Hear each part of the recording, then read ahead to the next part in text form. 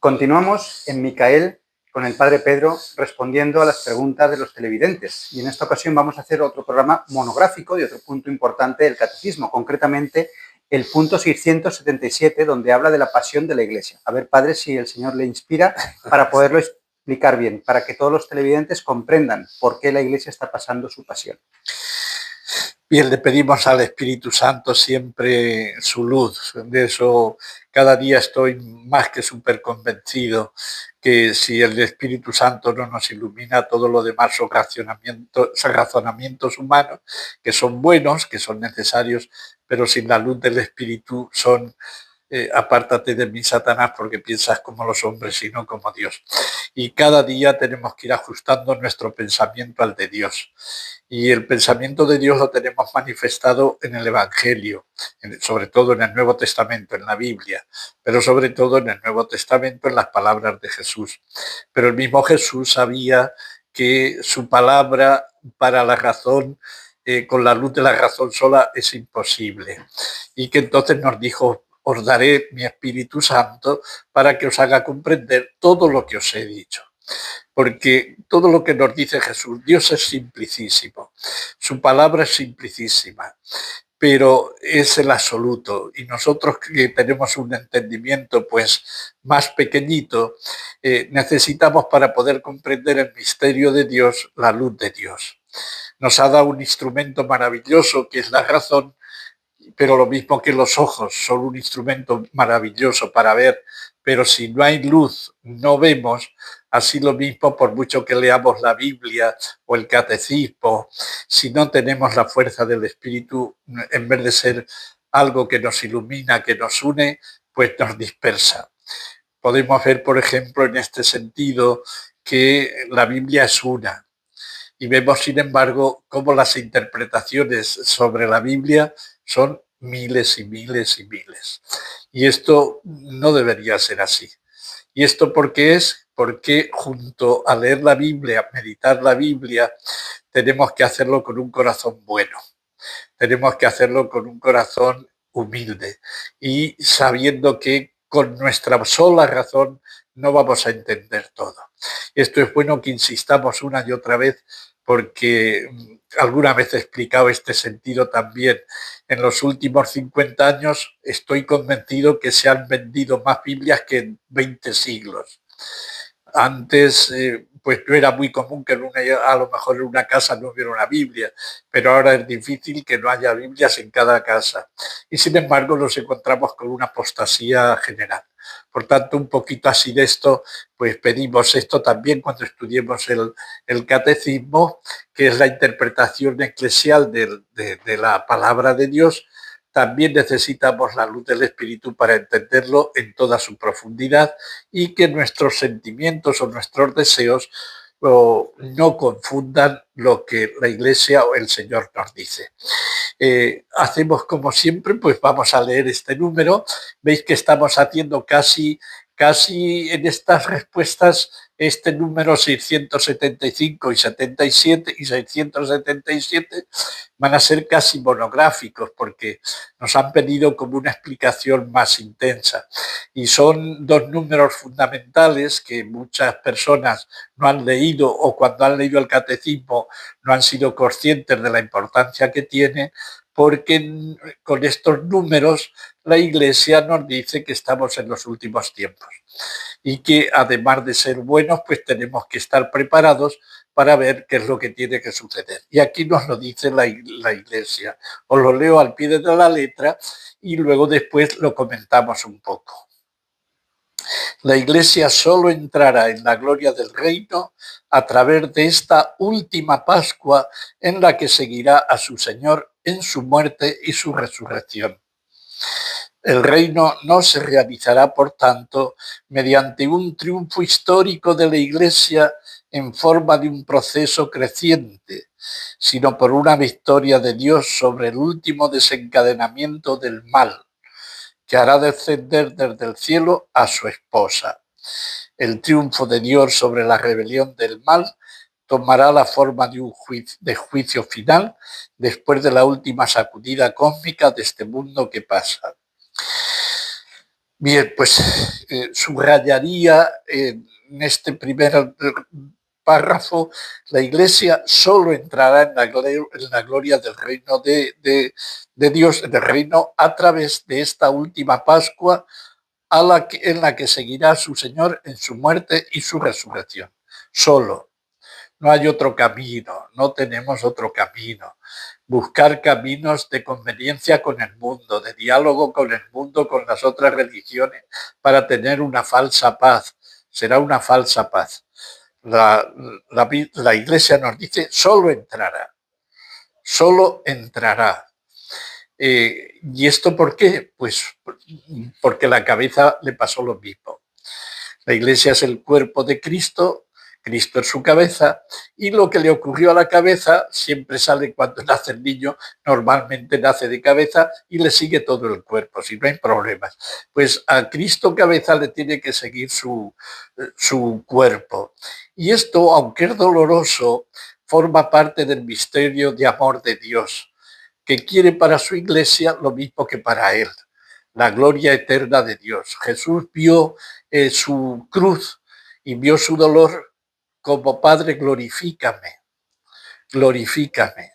San Juan en este sentido rompe un poco nuestros esquemas y ve en la cruz no la derrota de Cristo, sino la glorificación que Dios Padre le da. Eso en nuestro pequeño sentido común le retuerce, no llega a entender, porque nosotros por psicología rechazamos el dolor.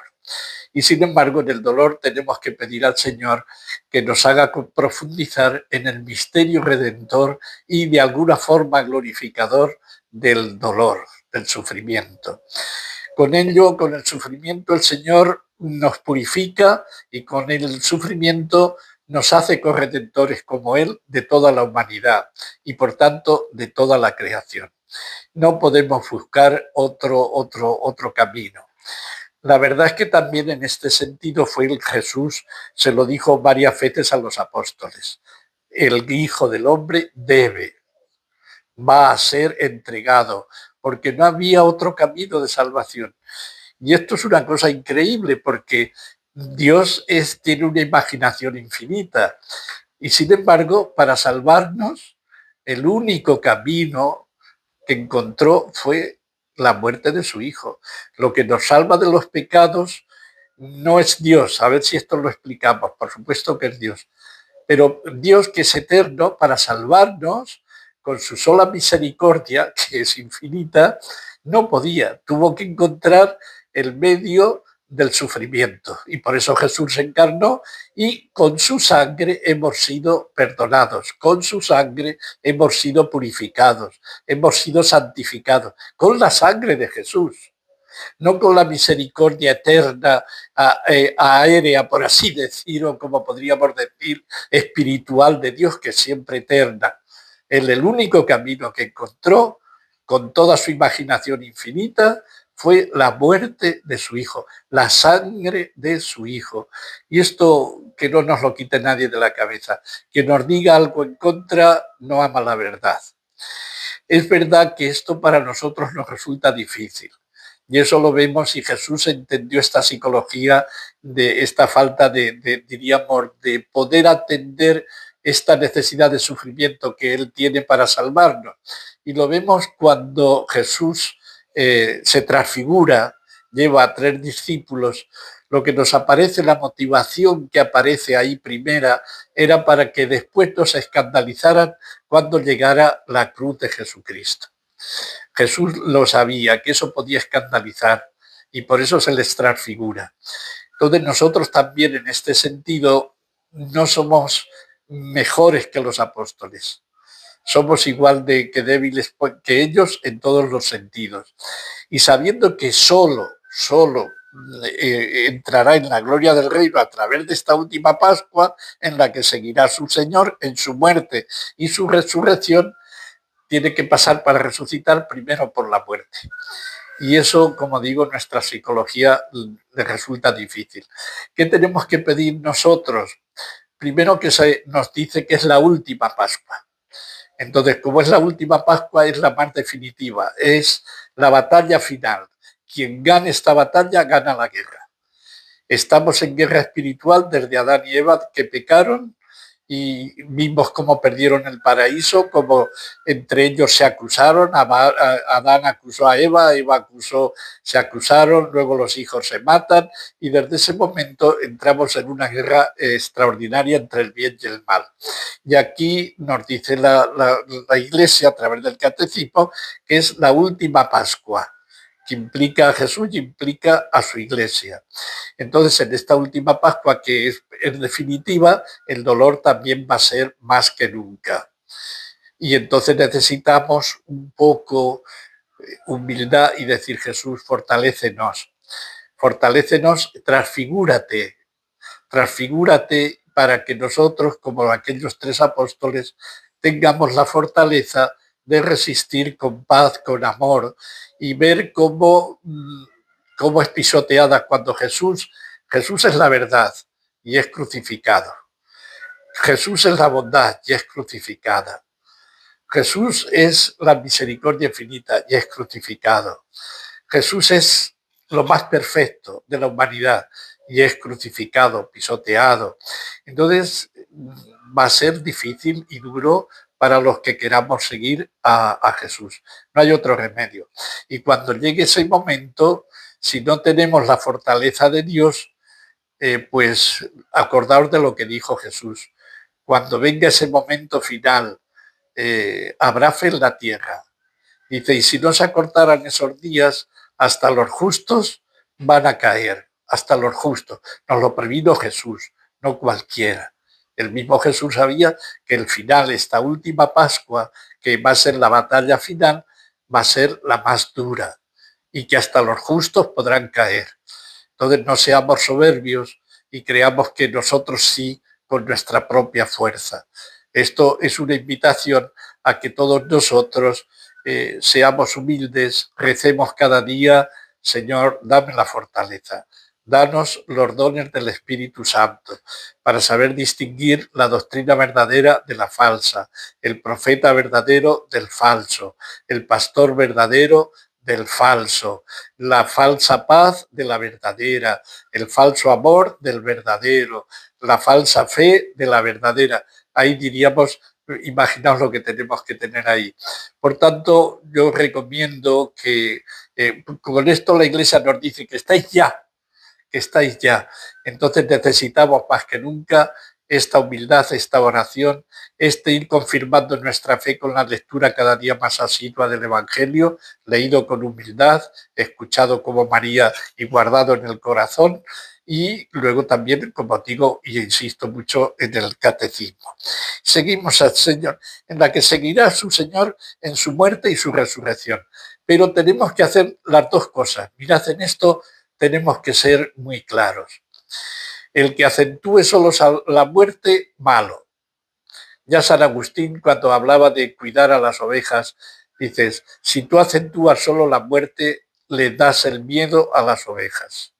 Y si tú acentúas solo la resurrección, diciendo que Dios solo va a dar bendiciones en esta tierra y que, como dicen los calvinistas, ya la riqueza en este mundo y el éxito en este mundo es un signo de la providencia divina, de la predilección divina por ti, nos equivocamos.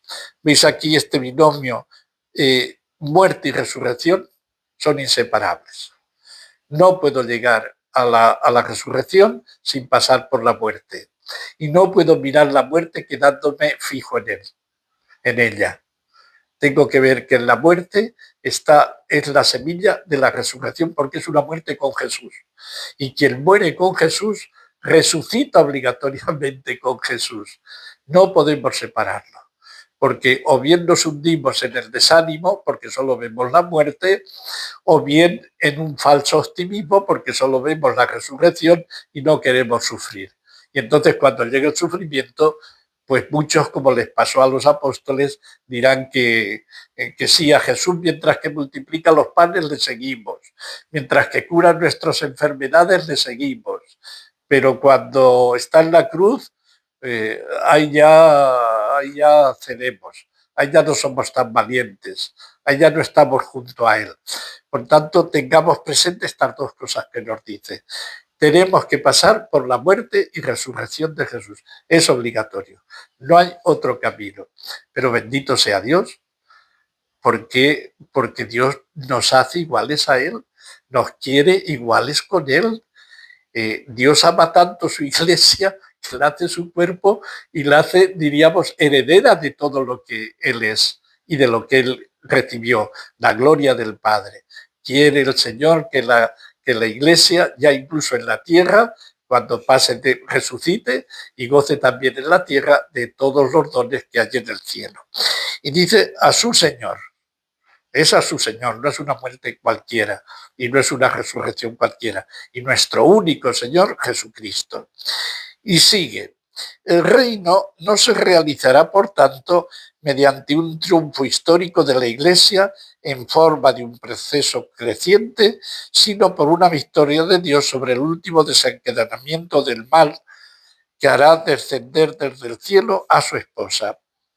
Recuerdo que esto ya hace unos años, pues hablando, dialogando con algunos sacerdotes, amigos, pues ellos pues tenían la psicología que yo también tuve durante tantos años, pues que la iglesia después del concilio se esperaba una primavera y muchísima gente tenían una esperanza enorme porque es verdad que ha habido muchos movimientos en la iglesia nuevos que han renovado muchas cosas, han atraído a muchísima gente y había muchísimas personas, sacerdotes, seglares, etcétera, que pensaban que con estos nuevos movimientos que habían surgido en la iglesia y que estaban teniendo éxito, pues, que la iglesia por ella misma, por su propia fuerza, iba a triunfar.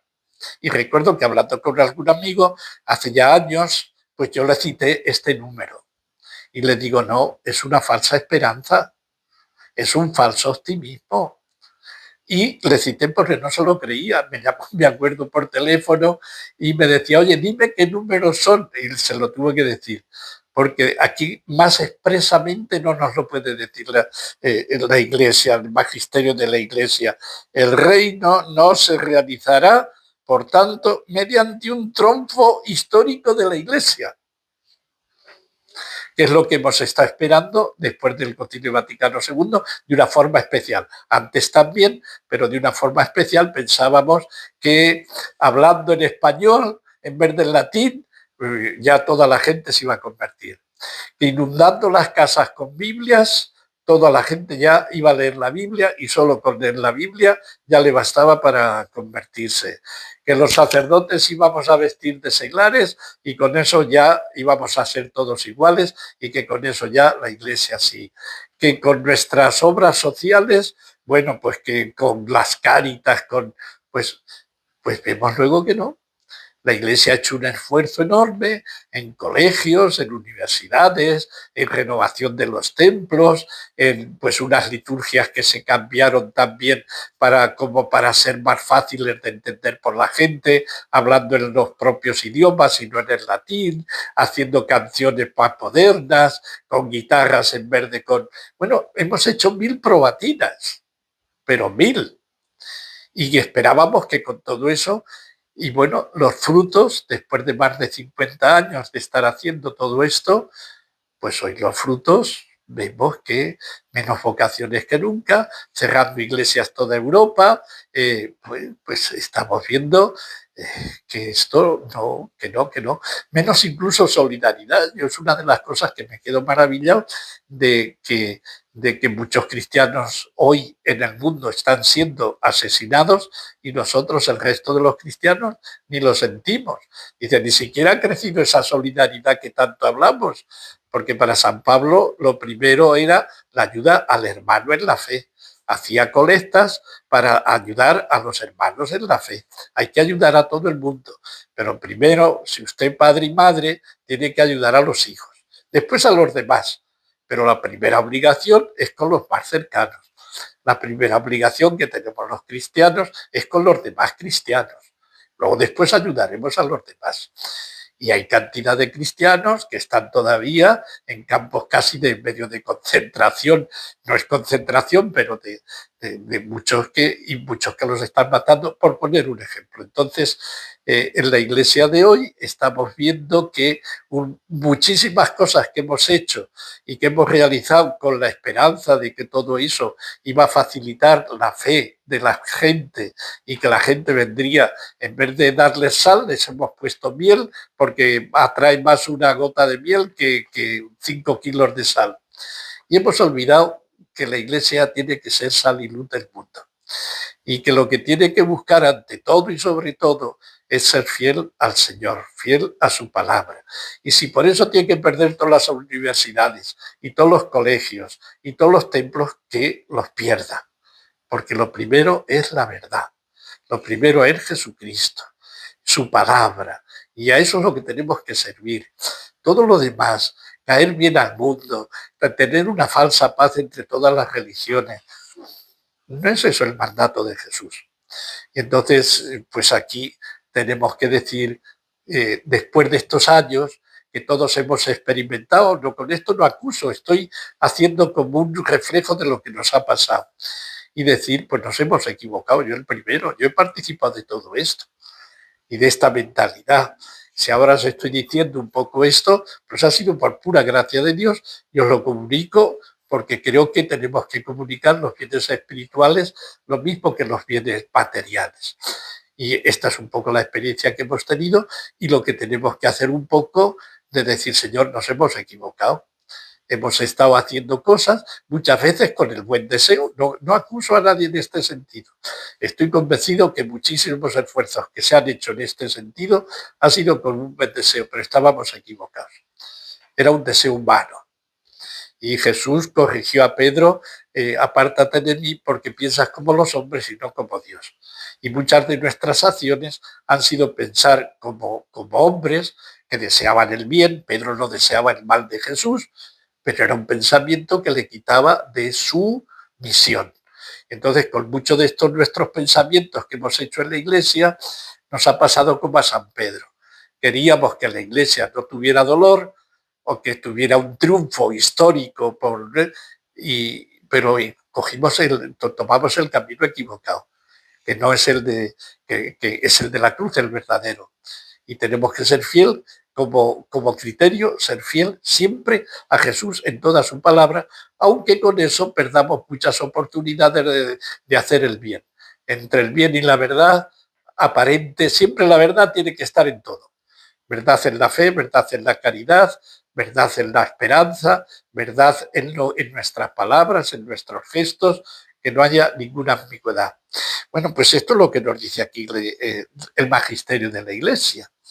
El reino no se realizará, por tanto, mediante un triunfo histórico de la Iglesia, que era lo que estábamos esperando ahora, que se nos olvide, en forma de un proceso creciente.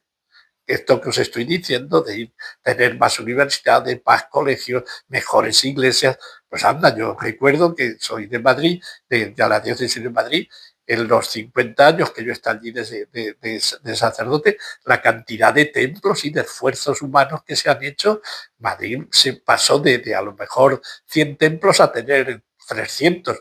No es así, pero digo, proporcionalmente. Es verdad que Madrid creció, pero el esfuerzo inmenso que se hizo, y lo digo porque es lo que conozco, y de arreglar iglesias, de hacer nuevas iglesias, pues ha sido un esfuerzo inmenso.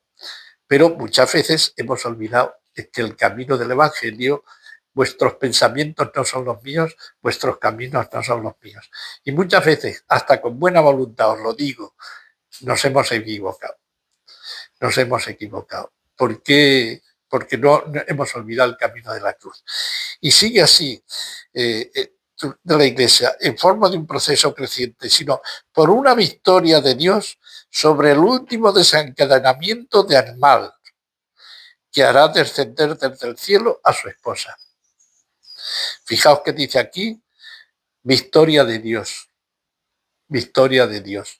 no de nuestra inteligencia, no de nuestras fuerzas, victoria de Dios. ¿Y esto qué supone? Pues ponerse de rodillas más delante de Jesús Eucaristía, que es nuestro Dios, y decirle, Señor, triunfa ya. Elévate, como decimos en el Salmo, elévate sobre el cielo, Dios mío, y llene la tierra tu gloria. Elévate, es necesario que tú triunfes.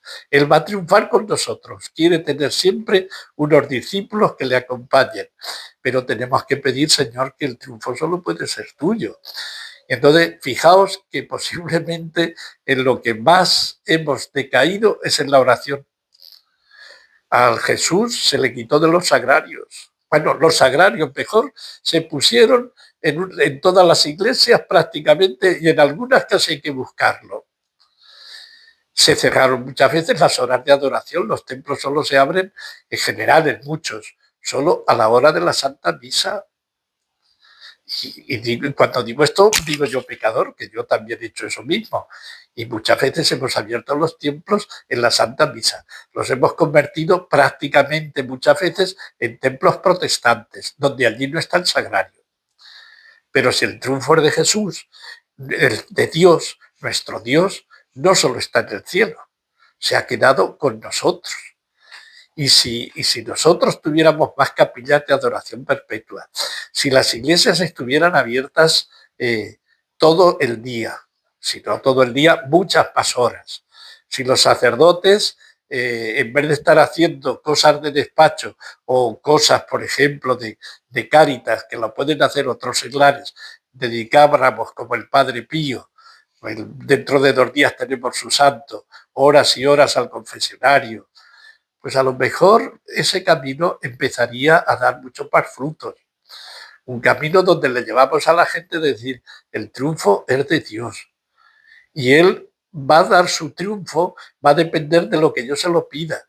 Porque Él ha dicho, todo lo que pidáis al Padre en mi nombre, yo os lo daré. Entonces, en nuestras manos está que este triunfo de Dios se acelere.